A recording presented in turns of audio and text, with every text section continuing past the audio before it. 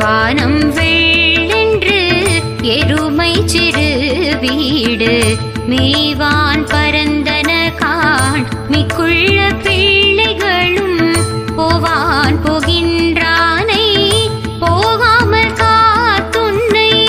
கூவுவான் வந்து நின்றோம் கோது கலமுடைய பாவா எழுந்திராய் பாடி பறை கொண்டு மாவாய் பிளந்த